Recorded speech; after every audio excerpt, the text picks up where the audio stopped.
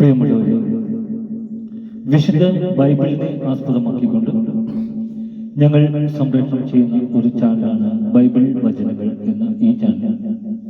ഈ ചാനലിൽ കൂടി വിശുദ്ധ ബൈബിളിലെ പഴയ നിയമത്തിലെ ഉൽപ്പത്തി പുസ്തകം മുതൽ പുതിയ നിയമത്തിലെ വെളിപ്പാടിന്റെ പുസ്തകം വരെയുള്ള എല്ലാ അധ്യായങ്ങളും ഉൾക്കൊള്ളിക്കാൻ ഞങ്ങൾ ശ്രമിക്കുകയാണ്. ഈ ചാനലിൽ കൂടി ഞങ്ങൾ സംപ്രേഷണം ചെയ്യുന്ന ദൈവവചന ഭാഗങ്ങൾ കേൾക്കുന്ന എല്ലാവരും ലോകത്തിന് ശാന്തിയും സമാധാനവും നന്മയും ഉണ്ടാകാൻ വേണ്ടി എന്നോടൊപ്പം സർവശക്തനായ ദൈവത്തോട് പ്രാർത്ഥിക്കുക. അതോടൊപ്പം തന്നെ ഈ ചാനൽ കാണുന്നവർ ഞങ്ങളുടെ ചാനൽ ഒന്ന് സബ്സ്ക്രൈബ് ചെയ്ത് താഴെ കാണുന്ന ബെൽ ഐക്കൺ കൂടി ക്ലിക്ക് ചെയ്യുക.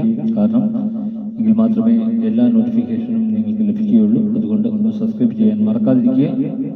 നിങ്ങളെവിടെയും പ്രാർത്ഥനാ നിർഭരമായ സഹകരണം പ്രതീക്ഷിച്ചുകൊണ്ട് ഉൽപ്പത്തി പുസ്തകം 37-ാം അധ്യായം. ജോസഫിനെ വിൽക്കുന്നു. യാക്കോബ് തന്റെ പിതാവ് പരദേശിയായി പാർത്തിരുന്ന കാനാൻ ദേശത്ത് വാസമുറപ്പിച്ചു. ഇതാണ് യാക്കോബിന്റെ കുടുംബചരിത്രം. 17 വയസ്സുള്ളപ്പോൾ യോസഫ് സഹോദരന്മാരുടെ കൂടെ ആടുമേയ്ക്കുകയായിരുന്നു. അവൻ തന്റെ പിതാവിന്റെ ഭാര്യമാരായ ബിൽഹായുടെയും സിൽഫായുടെയും മക്കളുടെ കൂടെ ആയിരുന്നു. അവരെപ്പറ്റി അശുഭവാർത്തകൾ അവൻ പിതാവിനെ അറിയിച്ചു. ഇസ്രായേൽ യോസഫിനെ മറ്റെല്ലാ മക്കളെക്കാൾ അധികം സ്നേഹിച്ചിരുന്നു. കാരണം അവൻ തന്റെ വാർദ്ധക്യത്തിലെ മകനായിരുന്നു. കൈനീളമുള്ള ഒരു നീണ്ട കുപ്പായം അവൻ ജോസഫിന് വേണ്ടി ഉണ്ടാക്കി. പിതാവ് ജോസഫിനെ തങ്ങളെക്കാൾ അധികമായി സ്നേഹിക്കുന്നു എന്ന് കണ്ടപ്പോൾ സഹോദരന്മാർ അവനെ വെറുത്തു. അവനോട് സൗമ്യമായി സംസാരിക്കാൻ അവർക്ക് കഴിഞ്ഞില്ല. ഒരിക്കൽ ജോസഫിന് ഒരു സ്വപ്നമുണ്ടായി. അവൻ അത് സഹോദരന്മാരോട് പറഞ്ഞപ്പോൾ അവർ അവനെ കൂടുതൽ വെറുത്തു. അവൻ അവരോട് പറഞ്ഞു, എനിക്കുണ്ടായ സ്വപ്നം കേൾക്കുക. നമ്മൾ പാടത്ത് കറ്റ കെട്ടിക്കൊണ്ടിരിക്കുകയായിരുന്നു. അപ്പോൾ ഇതാ എന്റെ കറ്റ എഴുന്നേറ്റ് നിന്നു. നിങ്ങളുടെ കറ്റകളെല്ലാം ചുറ്റും വന്ന് എന്റെ കറ്റയെ താണു വണങ്ങി. അവർ ചോദിച്ചു, നീ ഞങ്ങളെ ഭരിക്കുമെന്നാണോ? നീ ഞങ്ങളുടെ മേൽ ആധിപത്യം സ്ഥാപിക്കുമെന്നാണ്? അവന്റെ സ്വപ്നവും വാക്കുകളും കാരണം അവർ അവനെ അത്യധികം ദ്വേഷിച്ചു. അവന് വീണ്ടും ഒരു സ്വപ്നമുണ്ടായി.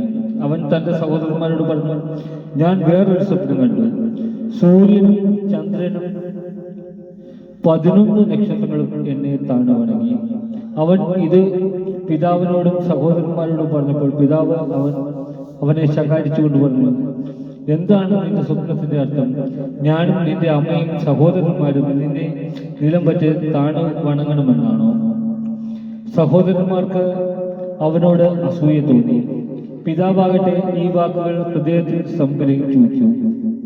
അവന്റെ സഹോദരന്മാർ പിതാവിന്റെ ആടുകളെ മേയ്ക്കാൻ ഷെക്കേമിലേക്ക് പോയി. ഇസ്രായേൽ യോസഫിനോട് പറഞ്ഞു, നിന്റെ സഹോദരന്മാർ ഷെക്കേമിൽ ആടുമേയ്ക്കുകയില്ലേ? ഞാൻ നിന്നെ അങ്ങോട്ട് വിടുകയാണ്. ഞാൻ പോകാം.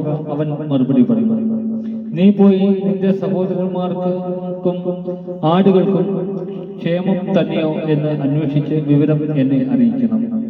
ജോസഫിനെ അവൻ ഫെബ്രോൻ താഴ്വരയിൽ നിന്ന് യാത്രയാക്കി.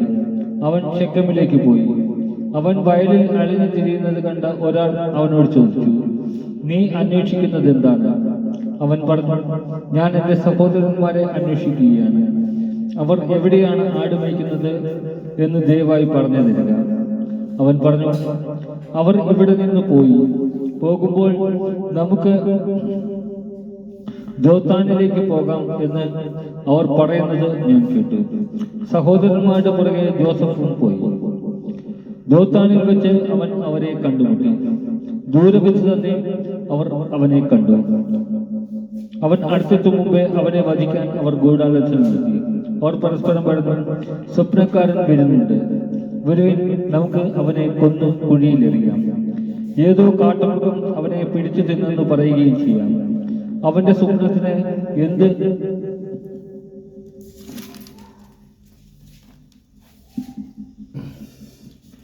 സംഭവിക്കുമെന്ന് കാണാമല്ലോ.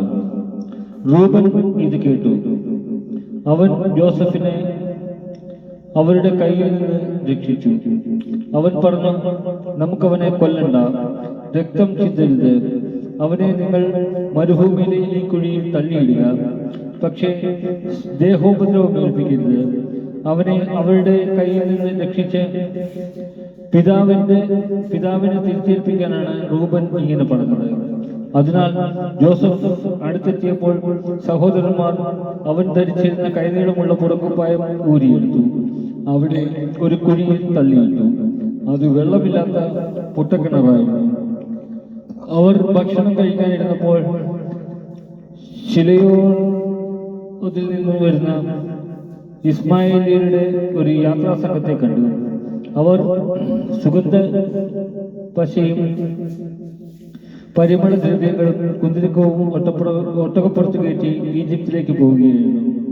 അപ്പോൾ യൂദ തന്റെ സഹോദരന്മാരോട് പറഞ്ഞു, നമ്മുടെ സഹോദരനെ കൊന്ന് അവന്റെ രക്തം മറച്ചു വെച്ചത് കൊണ്ട് നമുക്കെന്ത് പ്രയോജനമാണ് ഉണ്ടാവുക? വരുവിൻ, നമുക്കവനെ ഇസ്മായേലിയർക്ക് വിൽക്കാം. അവനെ നമ്മൾ ഉപദ്രവിക്കേണ്ട. അവൻ നമ്മുടെ സഹോദരനാണ്, നമ്മുടെ തന്നെ മാംസം. അവന്റെ സഹോദരന്മാർ അതിന് സമ്മതിച്ചു. അപ്പോൾ കുറെ മിദിയാൻ കച്ചവടക്കാർ ആ വഴി കടന്നുപോയി. ജോസഫിന്റെ സഹോദരന്മാർ അവനെ കുഴിയിൽ നിന്ന് പൊക്കിയെടുത്ത് 20 വെള്ളിക്കാശിന് ഇസ്മായേലിയർക്ക് വിറ്റു. അവർ അവനെ ഈജിപ്തിലേക്ക് കൊണ്ടുപോയി. റൂബൻ കുഴിയുടെ അടുത്തേക്ക് തിരിച്ചു ചെന്നു. എന്നാൽ ജോസഫ് കുഴിയിൽ ഇല്ലായിരുന്നു. അവൻ തന്റെ ഉടുപ്പ് വലിച്ചു കീറി സഹോദരന്മാരുടെ അടുത്ത് ചെന്ന് വിലപിച്ചു, കുട്ടിയെ കാണാനില്ല, ഞാൻ ഇനി എവിടെ പോകും? അവർ ഒരാടിനെ കൊന്ന് ജോസഫിന്റെ കുപ്പായം എടുത്ത് അതിന്റെ രക്തത്തിൽ മുക്കി. കൈനീളമുള്ള ഒരു നീണ്ട കുപ്പായം തങ്ങളുടെ പിതാവിന്റെ അടുക്കൽ കൊണ്ടുവന്നിട്ട് അവർ പറഞ്ഞു, ഈ കുപ്പായം ഞങ്ങൾക്ക് കണ്ടുകിട്ടി. ഇത് അങ്ങയുടെ മകന്റേതാണോ അല്ലയോ എന്ന് നോക്കുക. അവൻ അത് തിരിച്ചറിഞ്ഞു. അവൻ പറഞ്ഞു, ഇത് എന്റെ മകന്റെ കുപ്പായമാണ്. ഏതോ കാട്ടുമൃഗം അവനെ പിടിച്ചു തിന്നു. ജോസഫിനെ അത് കടിച്ചു കീറി കാണും. യാക്കോബ് തന്റെ വസ്ത്രം വലിച്ചു കീറി ചാക്കൊടുത്തു. വളരെ നാൾ തന്റെ മകനെ കുറിച്ച് വിലപിച്ചു. അവന്റെ പുത്രന്മാരും പുത്രിമാരും അവനെ ആശ്വസിപ്പിക്കാൻ ശ്രമിച്ചു, എന്നാൽ അവർക്ക് കഴിഞ്ഞില്ല. കരഞ്ഞുകൊണ്ട് തന്നെ പാതാളത്തിൽ എന്റെ മകന്റെ അടുത്തേക്ക് ഞാൻ പോകും എന്ന് പറഞ്ഞ് അവൻ തന്റെ മകനെ ഓർത്ത് വിലപിച്ചു. ഇതിനിടെ മിദിയാൻകാർ യോസഫിനെ ഈജിപ്തിൽ ഫറവോയുടെ ഒരു ഉദ്യോഗസ്ഥനും കാവൽക്കാരുടെ നായകനുമായ പൊത്തിഫറിന് വിറ്റു. നമ്മുടെ കർത്താവായ